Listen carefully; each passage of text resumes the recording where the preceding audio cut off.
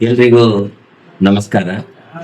ನಾನು ಮಹಾವೀರ ಪಾಂಡಿ ಕಾಂತಾವರ ಅಂತ, ಯಕ್ಷಗಾನ ಕಲಾವಿದ, ಯಕ್ಷಗಾನ ಶಿಕ್ಷಕ, ಜೊತೆಗೆ ಸಂಘಟಕನಾಗಿ ಕಳೆದ ಒಂದು 41 ವರ್ಷಗಳಿಂದ ಈ ಕಲಾಕ್ಷೇತ್ರದಲ್ಲಿ ಕಲಾ ಸೇವೆ ಮಾಡ್ತಾ ಇದ್ದೇನೆ.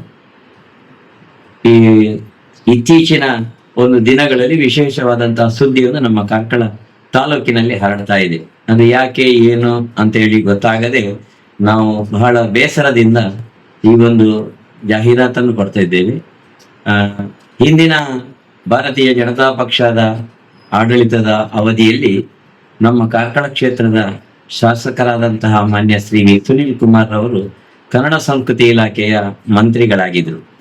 ಆ ಸಂದರ್ಭದಲ್ಲಿ ಈ ಭಾಗವನ್ನು ಸಾಂಸ್ಕೃತಿಕ ನಗರಿಯನ್ನಾಗಿ ಮಾಡಬೇಕು ಎನ್ನುವಂತಹ ದೃಷ್ಟಿಕೋನವನ್ನು ಇಟ್ಟುಕೊಂಡು ಮೈಸೂರಿನಲ್ಲಿಯೂ ಶಿವಮೊಗ್ಗದಲ್ಲಿರುವಂತಹ ರಂಗಾಯಣ ಹೇಗೆ ಕಲಾಕ್ಷೇತ್ರದಲ್ಲಿ ತನ್ನ ಕಲಾ ಕೈಂಕರ್ಯವನ್ನು ಮಾಡ್ತಾ ಇದ್ದೇವೆ, ಅದೇ ರೀತಿ ಕಾರ್ಕಳದಲ್ಲಿ ಒಂದು ರಂಗಾಯಣ ಸ್ಥಾಪನೆ ಮಾಡಬೇಕು, ಕಾರ್ಕಳವನ್ನು ಕೂಡ ಸಾಂಸ್ಕೃತಿಕ ನಗರಿಯನ್ನಾಗಿ ರೂಪುಗೊಳಿಸಬೇಕು ಎನ್ನುವಂತಹ ನಿಟ್ಟಿನಲ್ಲಿ ರಂಗಾಯಣವನ್ನು ಸ್ಥಾಪನೆ ಮಾಡಿದರು.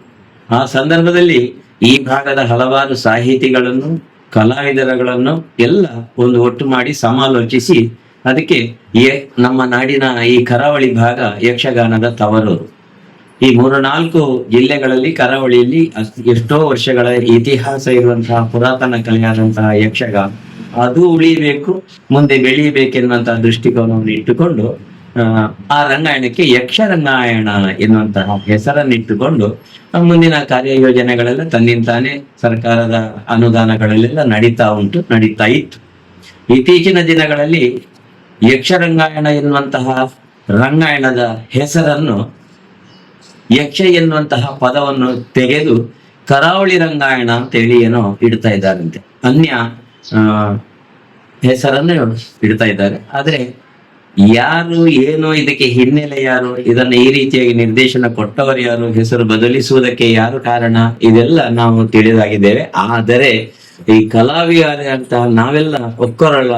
ನಮ್ಮ ಅಭಿಪ್ರಾಯ ಏನು ಅಂತ ಹೇಳಿದ್ರೆ, ಹಿಂದೆ ಯಾವ ರೀತಿಯಲ್ಲಿ ಮೂಲ ಸ್ವರೂಪದಲ್ಲಿ ಸ್ಥಾಪನೆ ಮಾಡುವಾಗ ಯಾವ ಹೆಸರನ್ನು ಇಟ್ಟಿದ್ದೇವೆಯೋ ಯಕ್ಷರಂಗಾಯಣ ಎನ್ನುವಂತಹ ಹೆಸರೇ ಸೂಕ್ತವಾಗಿ ಈ ಭಾಗಕ್ಕೆ ಮೆರಗು ಕೊಡ್ತದೆ ಅಂತ ಹೇಳಿ ನಾವು ಹೇಳ್ತಾ ಇದ್ದೇವೆ. ಹಾಗಾಗಿ ಅದನ್ನು ಮತ್ತೆ ಯಕ್ಷರಂಗಾಯಣವನ್ನಾಗಿಯೇ ಆ ಹೆಸರು ಉಳಿಬೇಕು ಅಂತೇಳಿ ನಮ್ಮ ಕಳಕಳಿಯ ಎಲ್ಲ ಸಮಸ್ತ ಕಲಾವಿದರ ಪರವಾಗಿ ನಾನು ಒಕ್ಕರಲ್ಲ ಅಭಿಮತವನ್ನು ನಾನು ಅರ್ಪಿಸ್ತಿದ್ದೇನೆ. ನಮಸ್ತೆ ಯಕ್ಷಗಾನಂ ಗೆಲ್ಗೆ.